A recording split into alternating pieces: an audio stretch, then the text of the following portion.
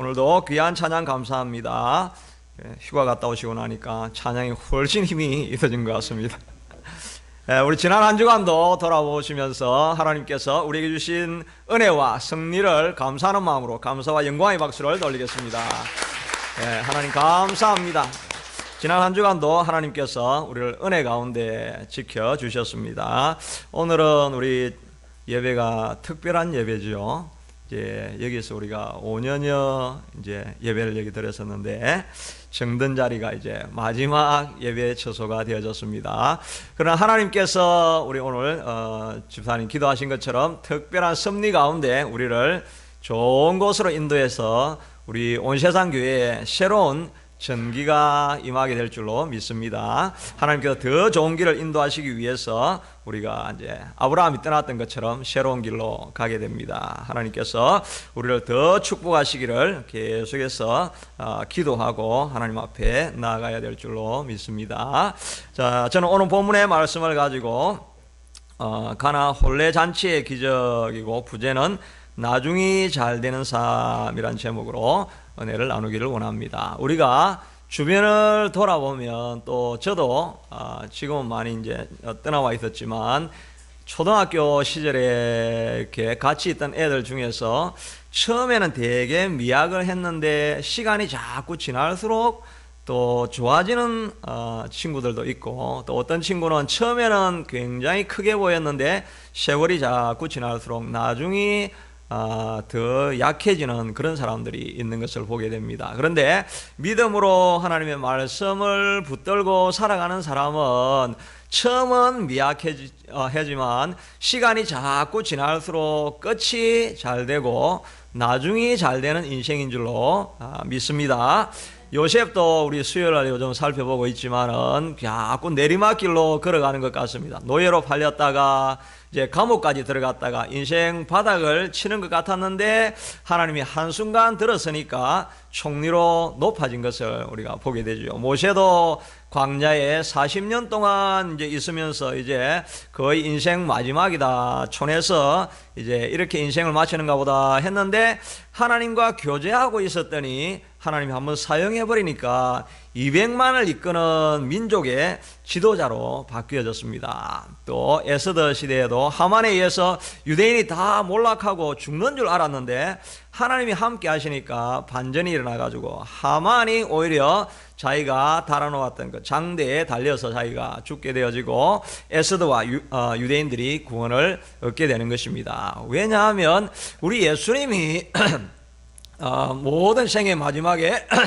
사람들은 생각하기를 십자가를 지면서 모든 것이 끝장이다 생각을 했는데 예수님의 마지막은 부활로 끝이 나게 된다 하는 것입니다. 그러므로 우리도 주님 앞에 말씀과 예배에 붙들려서 살아가면 지금보다 다음이 더 나은 날이 오게 될 줄로 믿습니다.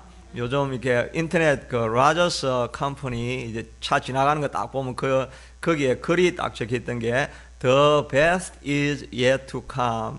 더 좋은 것, 최상의 것은 아직 오지 않았다. 이제 더 좋아진다 이 말이죠. 그래서 서비스가 앞으로 더 좋아져야 될 텐데 하여튼 더 좋은 것이 앞으로 기다리고 있다. 이것이 우리 그리스도인의 모토가 되어져야 될 줄로 믿습니다. 지선아 사랑해라는 책을 적었던 사람이 이지선이라는 자매가 있죠. 학교에서 돌아오다가 밤늦게 이제 음주운전 차량에 추돌이 일어났는데 차에 불이 나가지고 이제 의식을 잃어 있다가 오빠가 꺼내긴 했는데 이미 몸의 55%가 화상을 입었습니다. 그때 나이가 23살이었죠. 그 이야기 들어봤죠? 지선아 사랑해. 그 이야기가 들으면 그게 17년 전 일입니다. 그래가지고 자기가 제일 병실에서 고통스러웠던 게 파리가 제일 고통스러웠습니다. 왜냐하면 눈꺼풀이 없어져 버리니까 파리가 오면 눈을 깜짝해야 되는데 이 깜짝을 못하니까 이게 눈동자에 막 붓고 이러니까 정말 이게 뭐 그거는 고통 중에 뭐 작은 고통이긴 하지만 하여튼 정말 이게 죽고 살지 못하리라 이렇게 자기가 생각했는데 그게 17년 전 일인데 지금 이 자매가 이제 어떻게 되어 있느냐 하면은 미국으로 유학을 와가지고 UCLA에서 사회복지학과 박사과정을 이렇게 다 마쳤습니다. 마치고 나서 한국의 명문 대학 중에 하나인 한동대 교수로 지금 갔습니다. 그 완전히 몸이 다 망가져서 이제 뭐 살 수도 없고 자기도 못 산다고 생각했는데 17년 하나님 말씀 붙들고 끝까지 말씀 가운데 살아가다 보니까 지금 교수로 이렇게 임용이 되어져 있는 것입니다. 그 자기에게 힘을 주었던 두 가지가 있었는데, 하나는 어머니의 기도였다고 합니다. 자기가 내가 이래 23살에 이제 얼굴 다 망가지고 살아서 뭐 하겠나, 그래가 엄마가 밥을 주는데도 밥을 자꾸 안 받아 먹으니까 엄마가 기도할 때 이렇게 했답니다. 밥을 먹이면서 에스골 꼴짝이 마른 뼈들에게 살을 입히시고 힘줄과 가죽을 덮으시고 생기를 불어넣으신 것처럼 이 밥이 지선이의 삶이 되고 밥이 되게 해주시옵소서. 이렇게 늘 성경의 말씀을 붙들고 마른 뼈다귀에도 하나님께서 살을 붙이고 근육을 붙이고 힘줄을 붙이고 피부도 이식해 주셨는데 하나님이 모든 걸 가능하게 해주시겠다. 엄마가 계속 말씀을 가지고 기도하니까 죽으려고 하다가 밥을 그래도 받아 먹고 이렇게 살았습니다. 그 말씀뿐만 아니라 사명을 얻었는데, 그래가지고 이제 몸이 어느 정도 이제 추스릴 수는 있게 이렇게 되어졌는데 뭐 외부는 계속 망가져 있죠. 그래도 교회를 이제 가야 되니까 교회를 이제 모자를 푹 눌러 쓰고 이제 갔는데, 그 담임 목사님이 그 자매를 위해서 딱 기도하는데 기도 첫 말이 사랑하는 딸아, 이 말이 자기는 그렇게 감동이 되더라는 것입니다. 내가 이렇게 망가졌는데도 하나님은 여전히 나를 사랑하시는가, 이런 생각이 들더라는 것입니다. 거기에 큰 위로를 받았는데 이 목사님이 예언적인 사명을 선언해 주셨다는 것입니다. 그리고 나서 계속 기도하기를 병들고 힘들고 약한 자들에게 희망의 메시지가 되게 할 것이라. 이렇게 하나님께서 너를 사용해서 더 너같이 절망적인 사람에게 소망의 메시지가 되게 하리라 하는 이 사명을 주신 거죠. 그러니까 그 마음에 사명을 붙들고 있으니까 내가 언젠가는 일어서서 나같이 깊은 절망에 빠진 사람도 살아날 수 있다는 희망의 메시지가 되리라고 하는 사명을 붙드니까 결국은 살아나오게 되어진 것입니다. 그러니까 그 완전히 망가진 몸에서 17년 뒤고 나니까 뭐 보통 사람도 하지 못하는 학위를 가지고 교수가 되어진 것이죠. 우리 인생도 마찬가지입니다. 하나님이 붙들고 하나님의 임재 앞에 늘 들어와 있으면 여러분의 삶이 아무리 고달프고 미래가 없고 소망이 없는 것 같아도 하나님이 함께 하시면 정말 우리가 상상하지 못했던 더 좋은 날이 우리에게 반드시 임하게 되어진다 하는 것입니다. 그러나 고난이 반드시 모든 경우가 이렇게 좋아지는 경우가 아니죠. 그리스도인들이라도 고난 때문에 망가지는 사람들이 사실 훨씬 더 많죠. 고난을 가능하면 안 당해야 되는데 고난이 올 때는 우리가 어떻게 얘기해야 되는가. 오늘 이렇게 가나 혼례잔치에 이 첫 시작은 낭패를 당한 거죠. 어려움을 당한 거죠. 이스라엘 나라에서 잔치가 얼마나 이게 중요한 이벤트입니까? 전 마을에 축제고 마을의 명예고 이렇게 축하할 일인데, 거기에 첫 이제 결혼식 행사를 하는데 포도주가 떨어진 것입니다. 그러니까 이 인생의 첫 시작하는 커플에게 낭패를 가지고 시작하는 거니까 얼마나 이렇게 황당한 일이었겠습니까? 그런데도 불구하고 예수님이 그 포도잔치에 함께 하니까, 결혼잔치에 함께 하니까 마지막은 10절에 보니까 말하되 사람마다 연회장이 말하는데, 말하되 사람마다 먼저 좋은 포도주를 내고 취한 후에 낮은 것을 내거늘 그대는 지금까지 좋은 포도주를 두었도다 하면서 칭찬을 받게 되어진 것입니다. 예수님과 함께 있으니까 낭패스럽고 절망이고 무너지 가는 것 자리에서 끝은 언제나 칭찬을 받고 존귀한 자리에 이르게 해주시더라 하는 것입니다. 그러므로 우리가 오늘 잔치 사건을 다 살펴보면서 어떻게 하면 이런 낭패하는 자리에서 오히려 큰 축복받는 자리로 나아갈 수 있을 것인가 하는 것을 살펴보려고 하는 것입니다. 첫째는 불평불만을 기도로 바꾸라 하는 것입니다. 2절에 보니까 예수와 그 제자가 혼인의 청함을 받았더니 포도주가 모자란지라, 이렇게 문제가 생겼습니다. 이 잔치 자리에 포도주가 모자랐습니다. 이렇게 하고 문제가 딱 생기면 우리 마음 가운데 보통 처음에 일어나는 생각은 불평불만입니다. 우리 오늘 이제 밥 먹으러 왔는데 부엌에 아무것도 준비 안 돼 있다 이렇게 하면 아니 오늘 당번이 누구야 뭐 이렇게 하면서 당장에 우리가 불평불만이 나올 수가 있는 그런 상황일 것입니다. 그럼에도 불구하고 이 마리아는 이 사건을 딱 보자마자 예수의 어머니가 마리아가 예수에게 이르되라고 하면서 문제를 가지고 불평불만할 시간을 바로 그 문제를 가지고 예수님께 가져가서 기도 제목으로 바꾸어 버리더라 하는 것입니다. 그러니까 우리가 문제를 당하면 반드시 사람들이 두 부류가 나오는데, 하나는 불평불만하느라고 시간 보내는 사람이 있고, 또 한 사람은 그 문제를 바로 가지고 하나님의 기도처로 가져가 버리면 오히려 문제 때문에 지금까지 우리가 경험하지 못했던 새로운 하나님을 경험할 수 있게 된다 하는 것입니다. 마태복음 7장 7절에 보면, 그래서 구하라 그래야 하면 주실 것이요, 찾으라 그래야 하면 찾을 것이요, 문을 두드리라 그래야하면 너에게 열릴 것이라. 이 우리가 잘 알려진 본문이죠. 이 잘 알려진 본문 바로 앞에 7장 1절에는 뭐라고 해놨느냐니까, 비판하지 말라. 그 비판하는 비판으로 너희가 비판을 받을 것이다. 다시 말하면 불평불만하지 마라. 불평불만하면은 오히려 그 불평불만한 일로 말미암아 너가 더 망하게 될 것이다. 그러니까 우리가 두 부류인데, 불평불만을 할 수 있고 또 다른 한 부류는 하나님 앞에 나아가서 기도함으로 오히려 새로운 답을 얻을 수 있는 사람이 된다 하는 것입니다. 이 사무엘 헌팅턴이라는 사람이 이제 문화 충돌론이라는 이런 책을 썼습니다.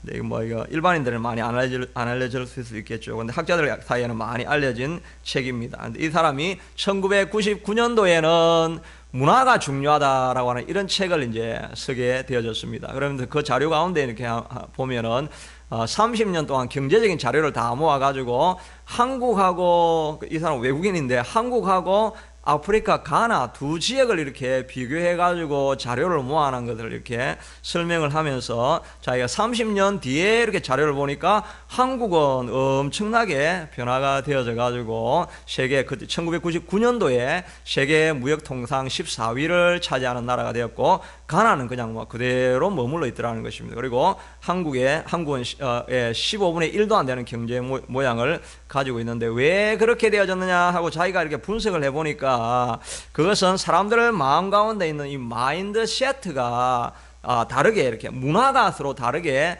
정해져 있더라는 것입니다. 한국에서는 근검 전략하고 노력하는 것, 그리고 극기정신, 교육 이런데 그런 멘탈리티가 이렇게 형성이 되어 있는데, 이 가나 사람들은 그냥 뭐 이제 좋으면 좋고 말면 말고 별다른 이렇게 발전하려고 하는 그런 정신적인 기초가 놓여져 있지 않더라 하는 것입니다. 그러니까 컬처, 문화가 이루어지려고 하면 오랜 습관이 이렇게 갖추어져 있어야 되는 거죠. 그러니까 우리도 계속 오랜 시간을 걸려서 우리의 문화 가운데 불평불만해서 문제로 이 기도로 가져가는 이 마인드 컬처리, 이렇게 이런 게 자꾸 이렇게 형성이 되어져 있어야 된다 하는 것입니다. 그래서 그 4장에 보면은 이 난민은 왜 못 살게 되었는가 하는 이런 걸 이제 분석한 내용이 있는데, 그 분석한 내용 중에 뭐 근본적인 내용은 그런 겁니다. 이 해방신학이 남미에 들어와 가지고, 해방신학은 해방을 시켜야 되는데 어디에서 해방을 시켜야 되느냐 하니까,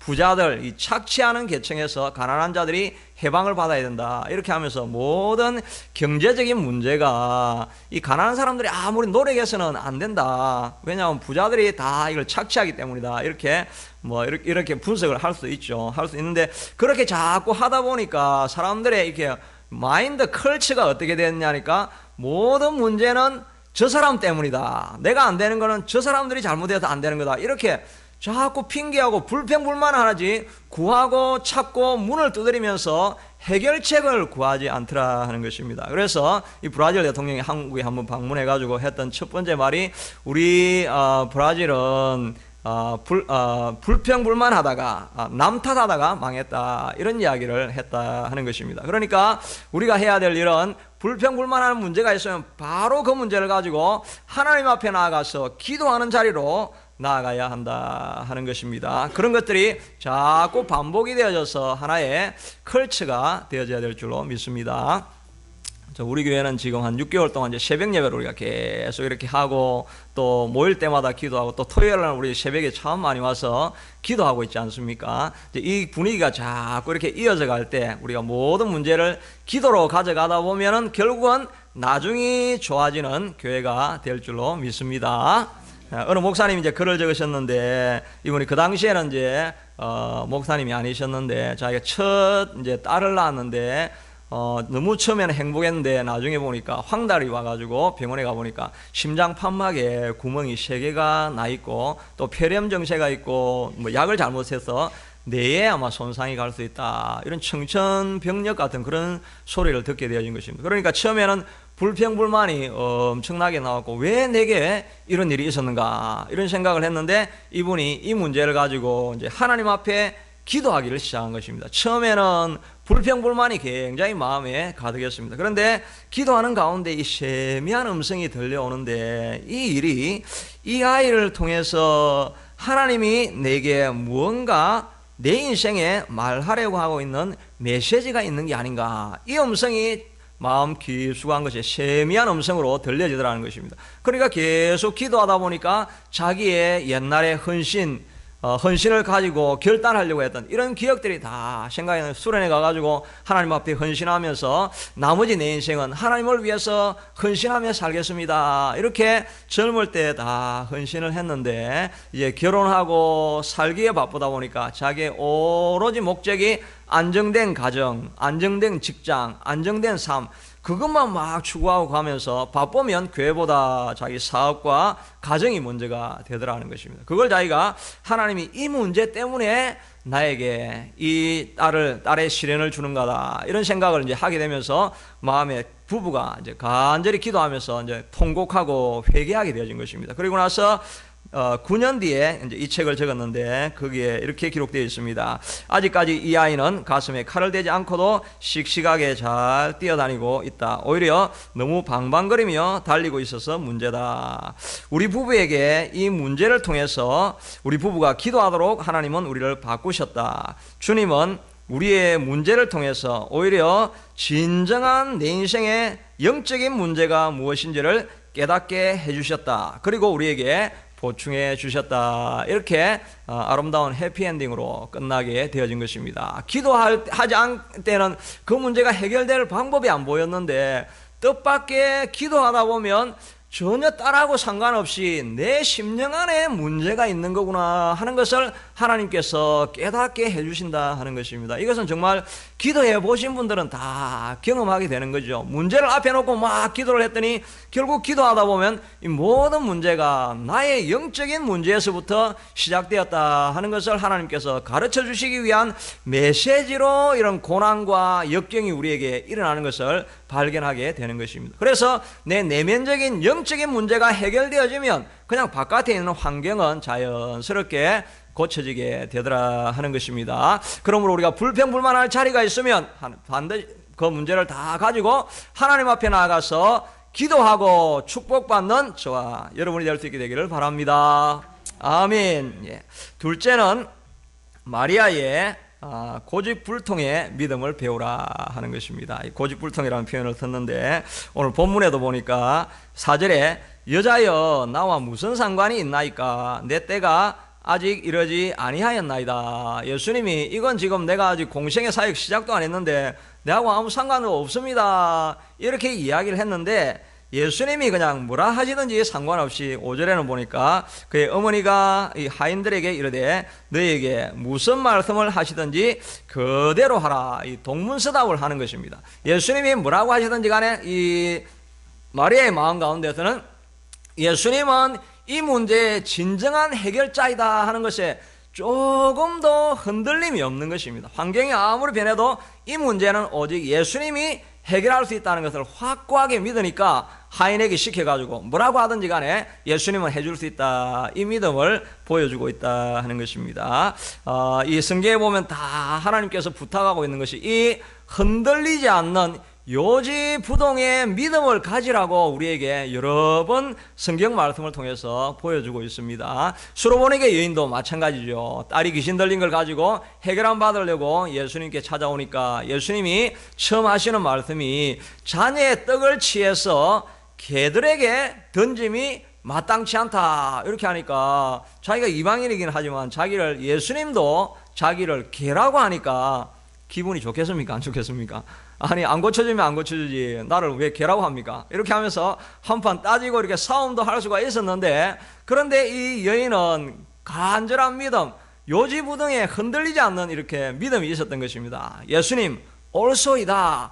그러나 개들도 상에서 떨어지는 부스러기는 먹고 살지 않습니까? 저는 이방인이고 뭐 개라 불러도 좋습니다만은, 그러나 우리 부스러기라도 주셔서 이방인인 제 딸을 고쳐주십시오라고 하니까 예수님께서 딸아 내 믿음이 크도다, 내 믿음대로 될지어다 이렇게 약속을 해주시고 있다는 것입니다. 그러니까 예수님께서 기다리신 것은 우리가 흔들리지 않는 믿음을 가지고 있는지 없는지 하나님께서 그걸 보시려고 하나님께서 때로는 우리에게 이렇게 시험을 주신다 하는 것입니다. 그리고 나서 예수님께서도 친히 우리에게 부탁을 하셨죠. 항상 기도하고 낙심치 말아야 될 것을 비유로 하여 가라사대. 기도하다 보면 낙심할 일이 꼭 찾아온다는 것입니다. 기도하다 보면 이렇게 해도 되겠나, 뭐 해도 무슨 변화가 있겠나, 이런 마음이 안 들 수가 없다는 것입니다. 그러니까 기도하면 반드시 실망할 일이 있을 텐데 기도하다가 실망하지 말 것을 비유로 가라사대 하면서 과부가 불의한 재판관을 찾아가는 그 예를 들어주신 것입니다. 하나님을 두려워하지 아니하고 사람도 무서워하지 않아 무시하는 이 사람이지만 가장 천한 자리에 있던 과부가 계속해서 찾아가고 계속 문을 두드리니까 내가 너를 보아서 내가 하고 싶지 않지만 너가 하루도 내 삶을 제대로 살 수 있게 하지 않기 때문에 나를 위해서 내가 내 문제를 해결해 주겠다 이렇게 말씀하시면서 이 불의한 재판관에 말한 것을 들으라. 너희도 이와 같이 밤낮 부러지는 택하신 자의 원한을 풀어주시지 아니하시겠느냐 이렇게 말씀해 주시고 있다 하는 것입니다. 그러니까 기도하다가 우리가 멈추지 말고 계속 기도해 가시기를 바랍니다. 제가 이제 이렇게 우리 온세상 교회에 있으면서 이제 환자 기도를 이렇게 자주 이렇게 하게 되지 않습니까? 그렇게 하면서 저도 저 자신을 자꾸 이제 개발을 하는 것입니다. 제가 옛날에 이제 처음 예수를 믿을 때 제가 신장염을 고침을 받은 이런 경력이 있으니까 저도 그렇게 환자에 대한 관심도 생기고 이렇게 하면서 이제 목회를 전적으로 하지 않을 때는 뭐 환자기도 이런 걸 안 했죠. 근데 지금 막 이렇게 기도를 하면서 이제 자꾸 내 생각을 해보는 거예요. 내가 그때 어떻게 고침을 받았지? 나를 치유해 준 사람은 어떻게 기도했지? 이걸 자꾸 제가 지금 요즘 많이 생각을 해봅니다. 생각을 해보니까 이 기도해 주시는 분의 정말 이렇게 집요한 환자를 고치겠다고 하는 열정, 그게 사실은 그 사람을 고치는 거였습니다. 제가 문제가 있을 때 내가 가자마자 고등학생인데 나하고 작전기도 하자 이렇게 하면서 그 사람이 나를 불러가지고 처음 갔는데 작전기도를 일주일 내내 이렇게 해주시는 것입니다. 그렇게 하면서 기도할 때 그분이 나를 위해서 금식기도를 한 것입니다. 지금 내가 그때는 그냥 생각을 지금 이제 돌이켜 생각해 보니까 그분이 내 기도를 나를 고침받게 하려고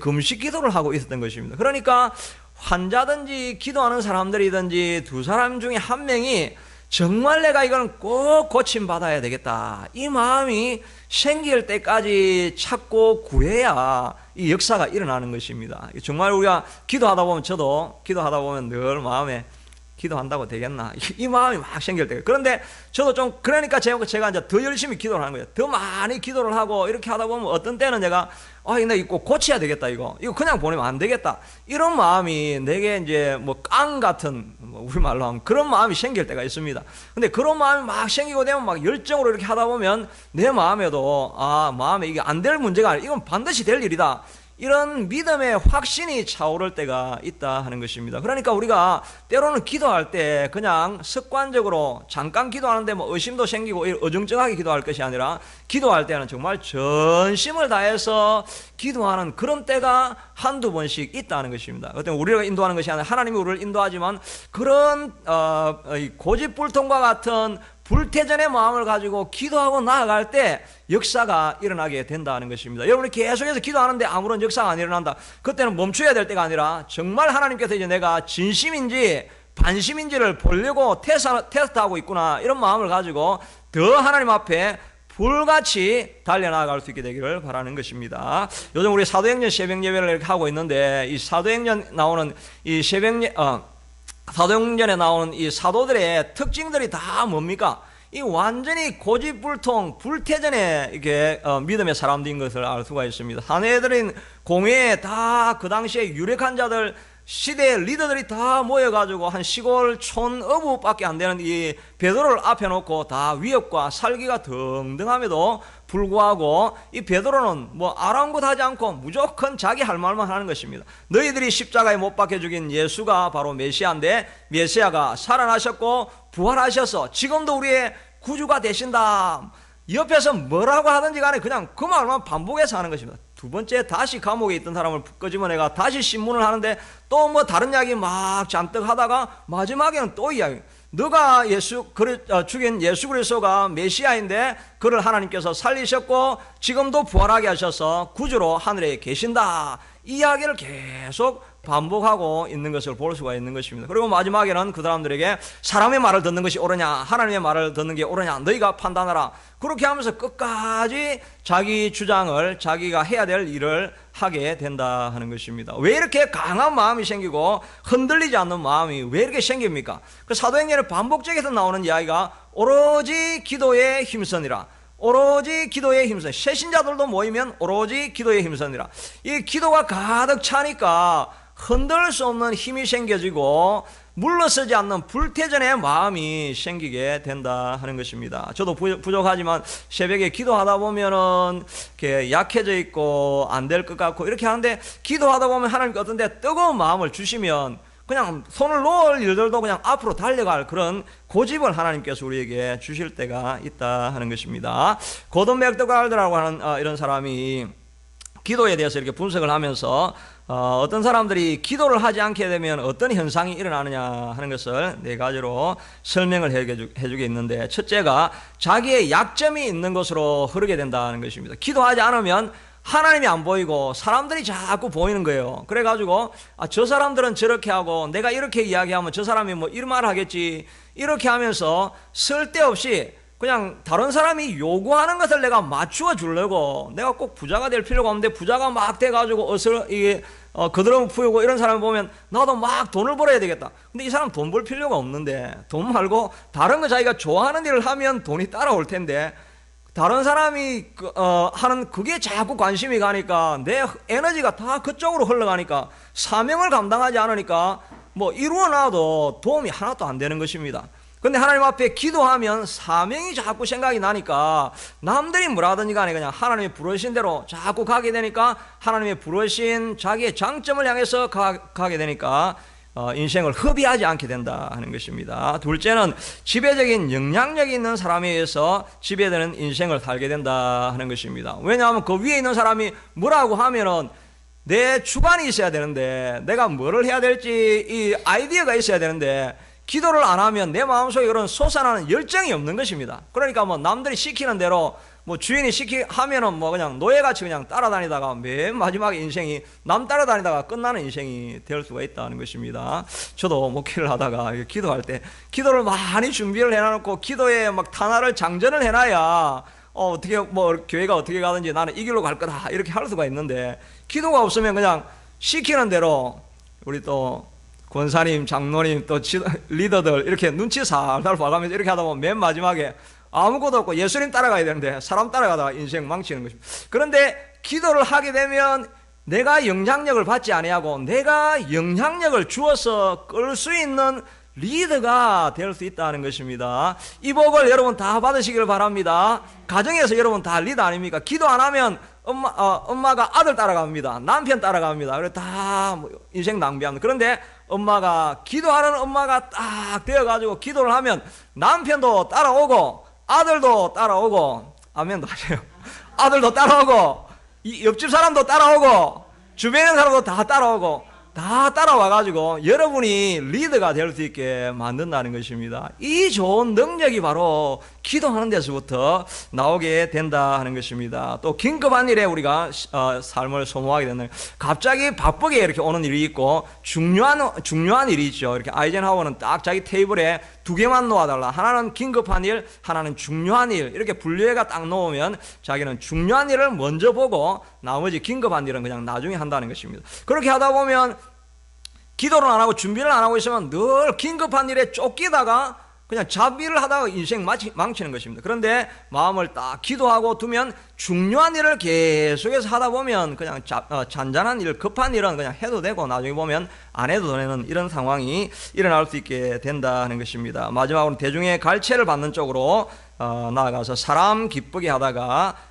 인생을 소비하게 된다 하는 것입니다. 마지막 세 번째는 이제 짧게 해야 되겠네요. 제가 뒤에 두 번째를 너무 길게 하여튼 짧게 제가 하겠습니다. 세 번째는 마지막까지 순종할 때 그런 기적이 나타나게 된다 하는 것입니다. 7절에 보니까 예수께서 그들에게 이르시되 물을 채우라 하니 아구까지 다 통에 물을 채웠다라고 이야기하고 있고, 8절은 이제 떠서 연회장에게 갖다 주라 하심에 갖다 주었다. 이 끝까지 이 하인들이 순종을 마지막까지 한 거죠. 여기 한 통 하면 한 40리터 정도 되고 두세 통 하니까 한 100리터 정도 되면은 꽤 큰 통입니다. 꽤 많은 물인데 그것을 갖다 부으라고 하니까 그걸 다 갖다 붓게 되어지고, 그리고 부을 때까지는 물이었는데 마지막까지 가져갈 때까지는 아직 물이었는데 그거를 끝까지 순종을 해가지고 연회장에게 갖다 줄 때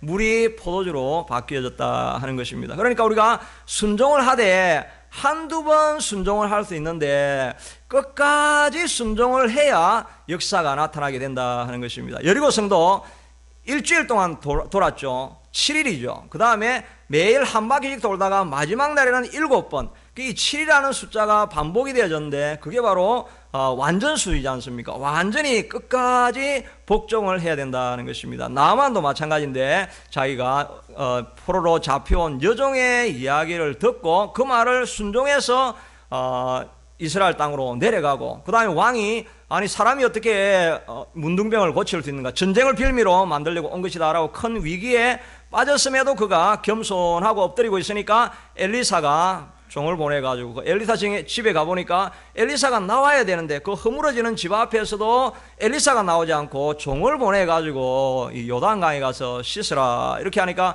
큰 모욕감을 느꼈죠. 그럼에도 불구하고 마지막까지 그가 순종하고 요단강에 가서 7번, 거기도 7번까지 순종하니까 결국은 그의 피부가 이전같이 되어진 것이 아니라 어린아이의 피부와 같이 그 전보다는 훨씬 다른 모습으로 바뀌어졌더라 하는 것을 우리가 볼 수가 있는 것입니다. 그러므로 우리 인생이 마지막까지 끝까지 더 나아지는 길이 되려고 하면은 순종을 하시되 끝까지 믿음으로 순종해 볼 수 있게 되기를 바랍니다. 물을 가지고 나누어 주는 것 정말 우리 상식적으로는 이해가 되지 않는 그런 부분이라 할지라도 하나님께서 부탁하시면 그 말씀에 순종하시되 끝까지 순종해서 여러분과 저의 인생과 우리 교회가 앞으로 더욱더 잘 되어지는 교회가 될 수 있게 되기를 간절히 축원합니다. 우리 반주해 주시고 우리 같이 한번 기도하기를 원합니다. 문제는 모든 사람에게 찾아옵니다. 이 가나 잔치에만 찾아온 것이 아니라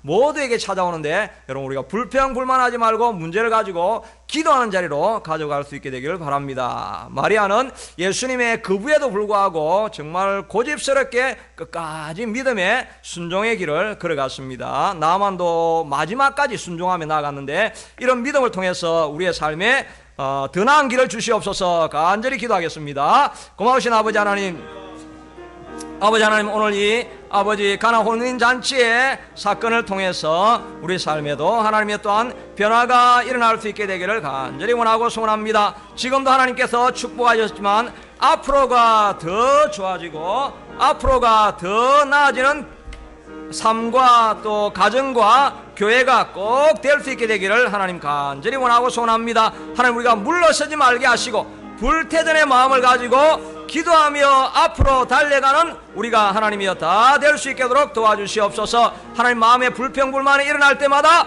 하나님 앞에 나와서 기도로 하나님 앞에 아뢰는 우리가 될 수 있게 도와주시고, 때로는 환경이 역경과 같을다 할지라도 기도할 때 아무런 응답이 나타나지 않는다 할지라도 포기하지 않고 멈추지 아니하고 계속 하나님 앞에 나아가서 구하여 변화를 체험하는 우리가 될 수 있게 도와주시고, 아버지는 순종하는 것이 쉽지 않지만 끝까지 순종하며 달려가는 우리가 다 될 수 있게 하도록 하나님 도와주시옵기를 간절히 바라옵고 소원합니다. 여호와 아버지 하나님이여 주님, 그래야해서 우리의 마지막 삶이 더 나아지는 삶이 꼭 되어질 수 있게 하도록 주님 축복하시고 도와주시옵소서. 그 믿음을 우리에게 주시고 순종하는 마음을 우리에게 허락하여 주시기를 간절히 원하고 소원합니다. 하나님이 가나 혼인잔치에